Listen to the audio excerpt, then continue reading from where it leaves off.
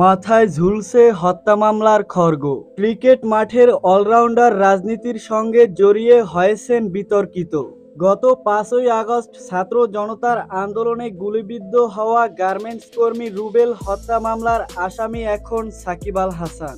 এরই মাঝে তার নামে এসেছে লিগ্যাল নোটিশও। তবে মাঠের বাইরের ঝড় সাকিবকে সেভাবে স্পর্শ করতে পেরেছে কোথায়? পাকিস্তানের বিপক্ষে প্রথমবার টেস্ট জয়ের পথে গুরুত্বপূর্ণ ভূমিকা রেখেছিলেন টাইগার এই অলরাউন্ডার। চাপহীন থেকে সাকিবের এমন পারফরম্যান্সের রহস্য কি জানালেন টাইগার অধিনায়ক নাজমুল হোসেন শান্ত।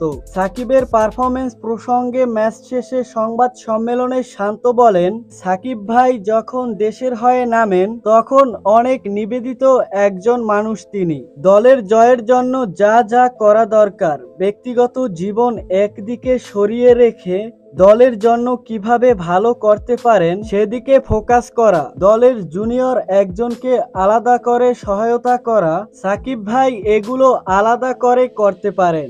তো দর্শক, ভিডিওটি সম্পর্কে আপনার মূল্যবান মতামত কমেন্টে লিখে জানাবেন। আর ক্রিকেট রিলেটেড যে কোনো আপডেট পেতে চ্যানেলটি সাবস্ক্রাইব করে পাশের বেল বাটনটি অন করে দিবেন।